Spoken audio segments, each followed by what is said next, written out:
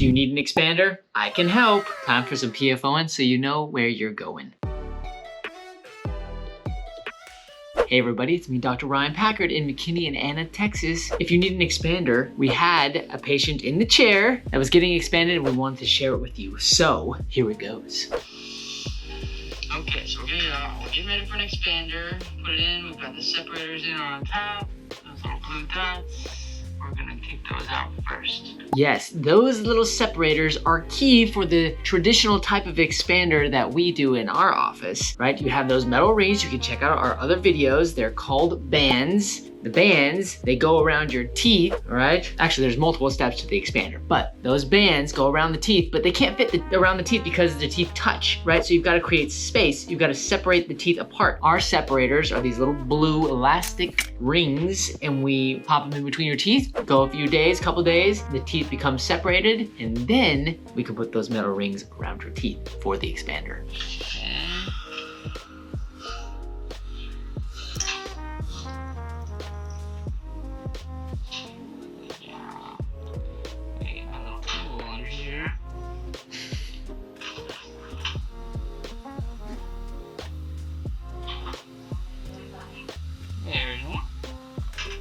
So you pop the separators out. You might see they're a little dirty and the food gets stuck around the separators. Like I said, we're trying to hold them in there for at least a couple days to separate the teeth apart. You don't brush, well, you can brush around them, but you try not to floss or cause them to come out. Because if the space closes back up, then you might be in trouble and can't keep the same appointment. What you might notice here too is that little red thing down inside the mouth. That's actually a bottom expander, something that we use in our office. Not everybody uses it or even recommends it. But in our office, we use the bottom expander in addition to the top expander at times to help resolve spacing issues, right? So if you're a little bit crowded. And we also like the idea of keeping the top and the bottom. If you're gonna make the top really wide, we push the bottom out just a little bit to coordinate or maintain some level or degree of coordination. Anyways. All right, way back, right?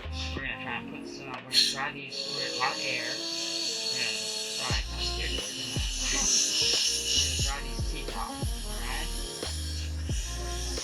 Remember that when you're trying to get like bands, like metal bands or brackets, anything to stick to the teeth and you're using glue, you want really dry teeth.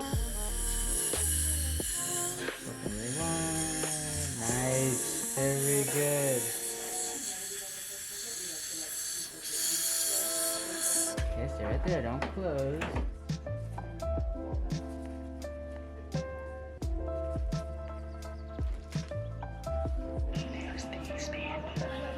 Did you see all that? Those metal rings with the blue inside? Our glue is blue. We have the metal rings on both sides, and then you have some, in this patient chose a blue acrylic, and you have the screw in the very center. A rapid palatal expander is another name for it, because it can expand rapidly, or you can turn it so that it expands rapidly. Anyways, the blue glue goes in the rings, and then you squish it up in there. Open really wide.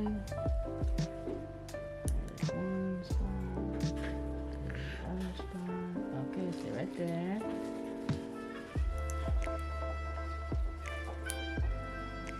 The excess glue coming out. Sometimes you can push it down just with your fingers. Usually you like to be able to, you don't want to just be able to push it down with your fingers. You use the orange, well, in our case we use an orange bite stick, but it's called a bite stick and helps us get the device all the way down.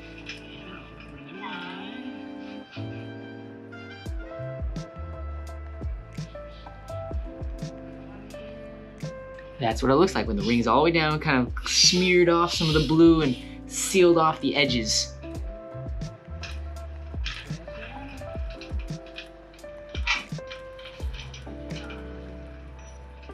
And then once you've got it in place, then you use a light to cure or make the glue hard. That's the beeping sound.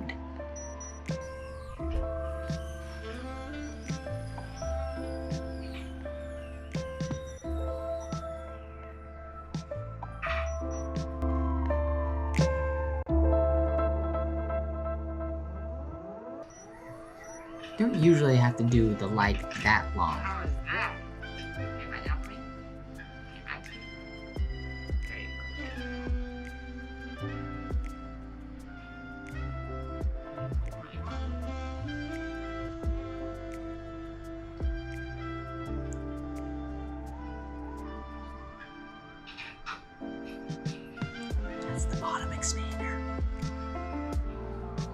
that we use. Sometimes you can glue it in. We have one on the bottom that we use that's removable. Sometimes you lose it. People that are really worried about losing it, they just get the glued in one.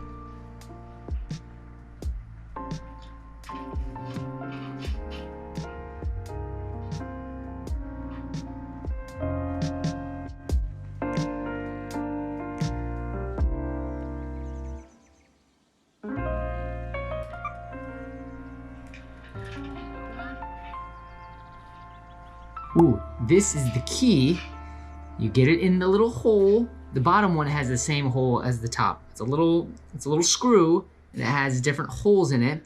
And you take the needle end of the key. It's not an actual needle. Right, see, right here. And you have arrows that are pointing backward. You take the key and you go backwards with the key.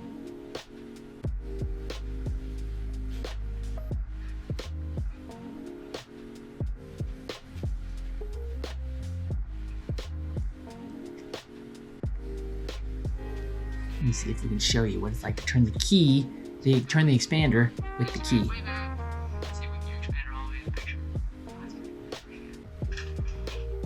Same thing, there's arrows that point backwards.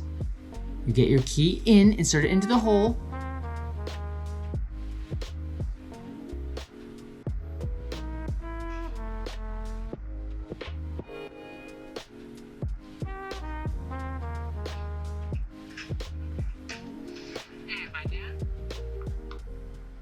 Well, there you have it. So that was what it was like to put an expander in. We already had the bottom one in. There's different sequences of how you can do things, but that's kind of the idea of how you put it in. And then a little bit of what it's like to use the key. You've got to put the key, find the hole, you gotta put the key in, follow the arrow, push it back, and then make sure that when you're taking the key out that you come kind of out and back, or out and, you know, kind of in the same direction that you're going. Because if you just like try to pull it backwards out of the mouth, after you just turned it, you kind of turn it this way and then you pull it back, it's just gonna undo what you did. So you gotta push it the way you want to, then down, continue in that same direction, out, and then come out. So expanders have been around in the orthodontic profession for a long time. Two major things that they can do: help correct crossbites and address spacing issues, some spacing issues. So if you need an expander, come find us. How would you know?